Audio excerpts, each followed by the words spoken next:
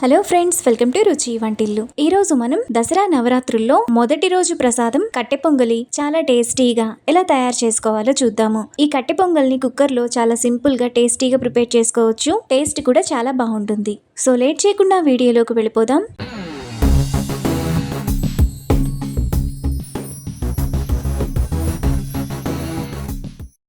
ముందుగా ఈ కట్టె పొంగల్ చేసుకోవడానికి స్టవ్ మీద కుక్కర్ పెట్టుకొని అందులో 1 కప్పు పెసరపప్పు వేసుకొని దోరగా ఫ్రై చేసుకోవాలి. పెసరపప్పును మీడియం ఫ్లేమ్లో కలర్ మారి మంచి వాసన వచ్చేంత వరకు ఫ్రై చేసుకోవాలి.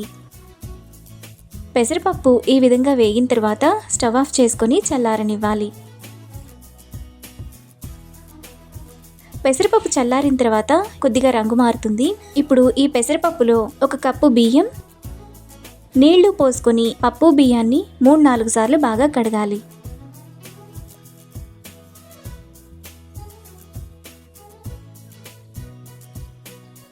పెసరపప్పు బియ్యాన్ని కడిగిన తర్వాత అందులో 6 కప్పులు నీళ్లు పోసుకోవాలి. మనం బియ్యం పెసరపప్పు ఏ కప్పుతో తీసుకున్నామో అదే కప్పుతో నీళ్ళని తీసుకోవాలి. ఇప్పుడు కుక్కర్ మూత విజిల్ పెట్టుకొని మీడియం ఫ్లేమ్లో 4 విజిల్స్ వచ్చేంత వరకు ఉడకనివ్వాలి.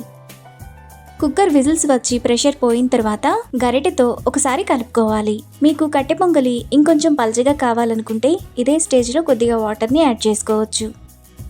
ఇలా కలుపుకున్న తర్వాత పక్కన పెట్టుకోవాలి. ఇప్పుడు స్టవ్ మీద మరో ప్యాన్ పెట్టుకొని అందులో 2 టేబుల్ స్పూన్లు నెయ్యి వేసుకోవాలి. నెయ్యి వేడైన తర్వాత 2 టేబుల్ స్పూన్ల జీడిపప్పు వేసుకొని ఫ్రై చేసుకోవాలి. జీడిపప్పు వేగిన తర్వాత అందులో సన్నగా తరిగిన 2 పచ్చిమిరపకాయలు, సన్నగా తరిగిన అల్లం ముక్కలు 1 టీ స్పూన్, 1 టేబుల్ స్పూన్ కచ్చాపచ్చాగా దంచిన మిరియాలు, 1/2 టీ స్పూన్ ఇంగువ, 2 ఎండుమిరపకాయలు, 2 రెమ్మల కరివేపాకు, 1 టీ స్పూన్ జీలకర్ర వేసుకొని ఫ్రై చేసుకోవాలి.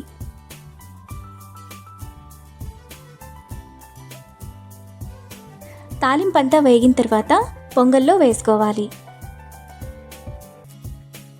ఇప్పుడు టేస్ట్కి తగినంత ఉప్పు వేసుకొని కలుపుకోవాలి.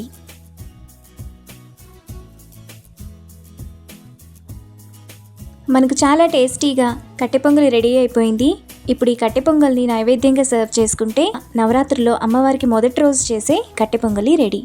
ఈ రెసిపీని మీరు కూడా ట్రై చేసి మీకు టేస్ట్ ఎలా కుదిరిందో నాకు కామెంట్స్లో షేర్ చేయండి.